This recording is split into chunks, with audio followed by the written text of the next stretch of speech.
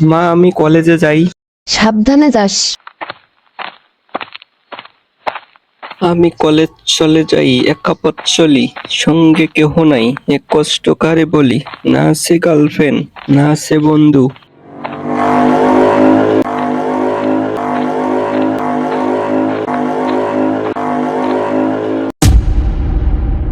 দেখে শুনে রিক্সা চালাইতে পারো না? তুমি তো এসেই রিস্কায় লাগাই দিলে। আমি লাগাই দিছি মানে? দেখ, এ শহরে আমার বাবার টাকা পয়সা বাড়ি গাড়ির কোনো অভাব নেই, বুঝছো? আর একটা কথা বললে তোর এ শহরে রিক্সা চালা বন্ধ করে দেব। যা, সামন থেকে চলে যা। টাকা এমন একটা জিনিস, যার হয় সে গরিব মানুষকে সম্মান করে না। ভাই, আমারে কিছু দিয়ে যান। আমি কলেজে যাচ্ছি, আমার কাছে একটা 5 টাকার কয়েন আছে, এটা নাও।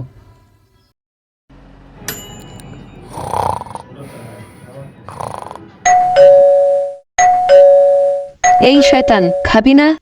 কয়টা বাজে, এখনো পরে পরে ঘুমাচ্ছিস? এই শয়তান, উঠবি না? পানি ঢেলে দেব।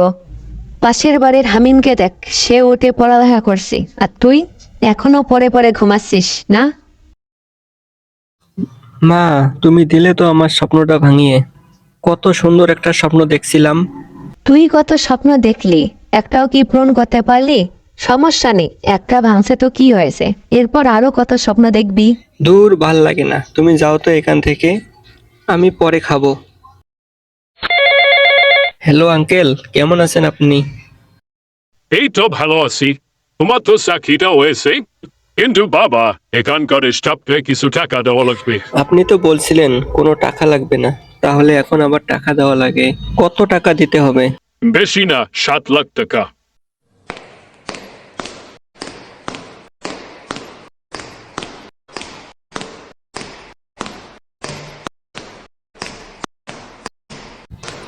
বাবা বাবা, মিষ্টি খাও।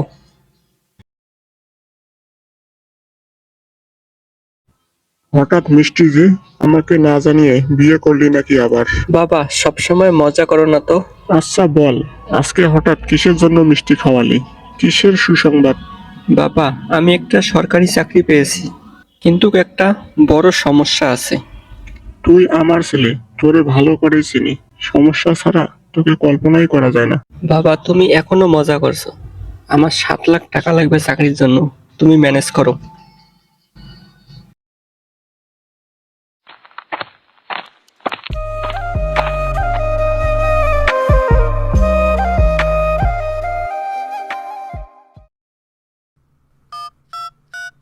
যে নাম্বারটিতে কল করেছেন তা এই মুহূর্তে ব্যস্ত আছে।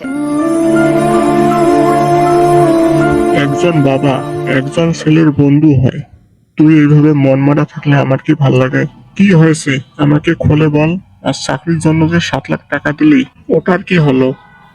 3 দিন ধরে আঙ্কেলকে ফোন দিতেছি, কিন্তু ফোন বন্ধ।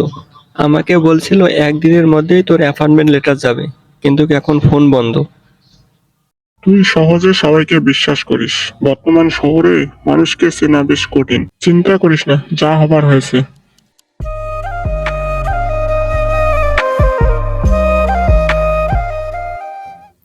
বন্ধু, এখন কি তোর মন খারাপ? চিন্তা করিস না, সব ঠিক হবে। মন খারাপ তো একটু হবেই, মায়ের গহনা জমি বিক্রি করে টাকা দিলাম, এখন দেখ ধরা খেয়ে গেলাম। তুই তো অনেক বুদ্ধিমান, দেখ নিজে কিছু করার চেষ্টা কর। এই মুহূর্তে কিছু মাথায় আসছে না, তুই কিছু একটা বল, কি করা যায়? চাইলে তুই আউটসোর্সিং অথবা ইউটিউব চ্যানেল খুলতে পারিস। ইউটিউব চ্যানেল খুলে কি সফলতা পাওয়া যাবে?